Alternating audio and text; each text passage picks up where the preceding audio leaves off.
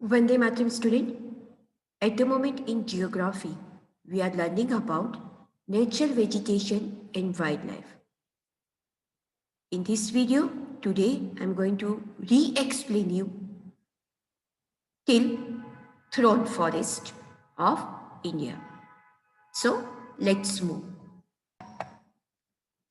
You need to understand that India is very diversified country in terms of nature, vegetation and wildlife also. Now, first of all, what is natural vegetation? Now, whatever the vegetation which is naturally grown, so naturally growing plant cover without any human aid interference is called natural vegetation. Now, certain vegetation which has been left undisturbed by humans for a longer period of time, that is called virgin vegetation. Before we move ahead in this chapter, you should also know what do you understand by flora and fauna. Now, plant species of a particular area or a region or a particular period, geological period, these things are called flora. Fauna, the animal species of a particular region or a period are called fauna. Move ahead. Now, when we are talking about India, in India we have more than 47,000 plant species. With this, India occupies 10th place in the world, 4th in Asia in terms of plant diversity. Well, we also have a 15,000 or 6% of the world total flowering plants. So by this, we can say that India is one of the 12th mega diverse biodiversified country of the world. When we are talking about animal species, we have 89,000 animal species. We have a rich variety of fishes in our fresh and marine waters. Now, as we have already discussed that plant community which is grown naturally without any disturbance, right? We generally term that as the natural vegetation. Very well about flora and fauna also, which has been mentioned here. And you also know what is virgin vegetation. Now, certain virgin vegetation which are purely Indian since the millions of years are known as endemic species. In those who come from the outside India, there are certain plants community. They come outside India. We're not talking about 1 day, 2 day. We're talking about the long period of the thousands and millions of years. Those plants community or this vegetation is known as exotic plant of our country. So, now there are certain factors which affect the diversity of flora and fauna. First is relief. Land plays very big role into that. That directly, indirectly affect the natural vegetation of the area. If the land is level and fertile, you are very well aware it is used for farming. And if land is uneven, then grassland and woodlands might develop over there. You know that every area has a different kind of soil. So different types of soils are fit for different types of vegetation. For example, sandy soil is fit for cactus, thorny bushes.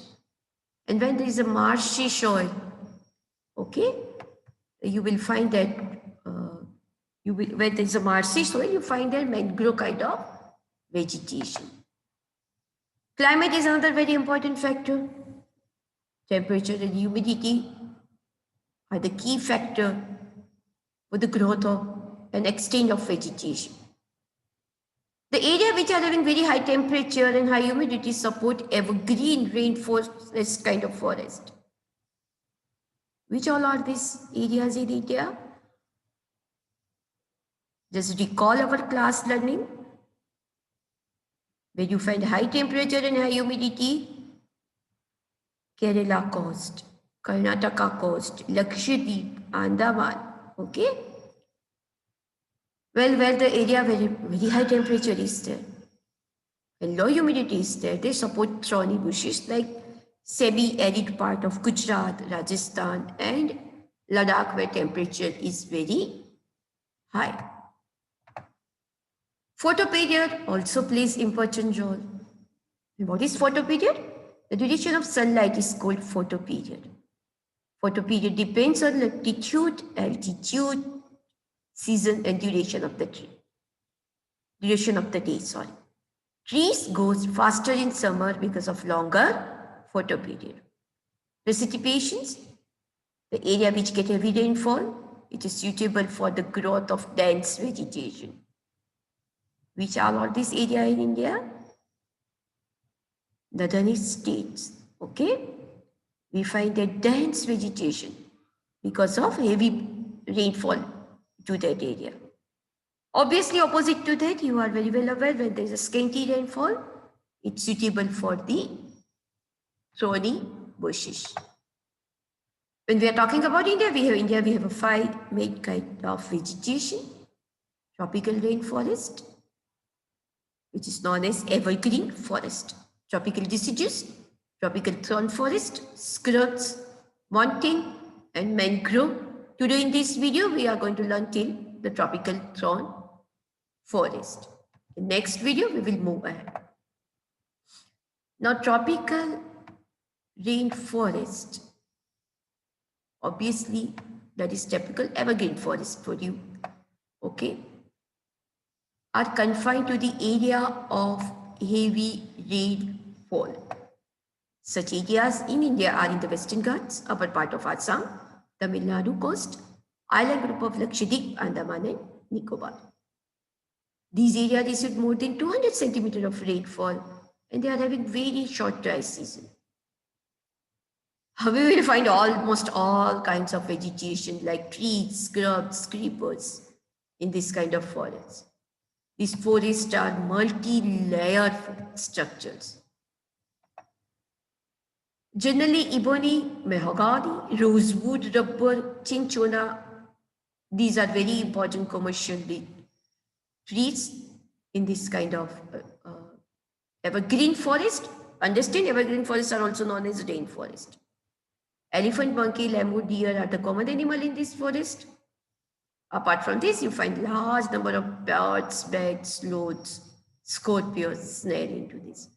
Here you can see rosewood. This picture is of rosewood. It's tall to the 50 meters of the height. And this animal is lemur. Okay. We are coming to the tropical deciduous forest. Now you need to understand one thing. When we are talking about rainforest or evergreen forest, now here trees do not shed their leaves.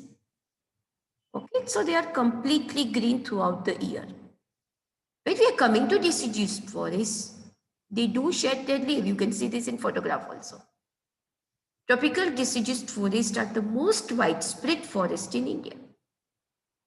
They are spread in the region which get rainfall between 200 centimeter and 70 centimeter. They are also known as monsoon forest. They do shed their leaves during summer. Generally, these forests are divided into 2 types on basis of availability of water. The most deciduous forest, we find this kind of forest where rainfall is between 200 centimeter to 100 centimeter. In India, we find it in Jharkhand, foothills of Himalaya, west part of the Orissa, Chhattisgarh, and even the eastern side of slope of Western Ghat. Western side of slope of Western Ghat is having evergreen forest. Dry deciduous forest, when rainfall is between 100 centimeter to 70. Such forests are found in the rainier parts of the peninsular plateau, the plains of Bihar and Uttar Pradesh, but plains of Bihar and Uttar Pradesh are actually clear, vegetation cover is cleared for the agriculture purpose. Teak, bamboo, sal, sisam, sandalwood, kusum, arjun are some of the very commercially important trees in this forest. Lion, tiger, pig, deer, elephants are common animal in this forest. Obviously, lots of birds, lizards, snakes and tortoises are found in this forest. Here the picture of the tree you can see is of the teak wood. We are coming to the thorn forest and scrubs. Now thorn forests are generally grown in the region which receives very less rainfall. Okay? Rainfall less than 70 centimeters. This type of vegetation is found in the northern west part of country, that is semi-arid part of Gujarat, not the Gujarat where you are staying, semi-arid part, Surat onwards, other side, Gujarat, Rajasthan, Madhya Pradesh, Chhattisgarh, Uttar Pradesh and Haryana. Here we find acacia plants, cactus. The trees here are scattered. They are not dense or nearby, okay? And they have long roots which go very deep in the ground. Stems are scallops to conserve the waters. At arid place, completely arid place, leaves are usually modified into thorns to prevent evaporations. Camel, rat, mice, rabbit, fox, wolf, tiger, lion, wild ass are some of the common animals which we find here. So today we are going to learn the thorn forest and scrubs. We've already completed this much part in our regular classes. Saturday, I will post another video till the wildlife. Till then, Jai Hind.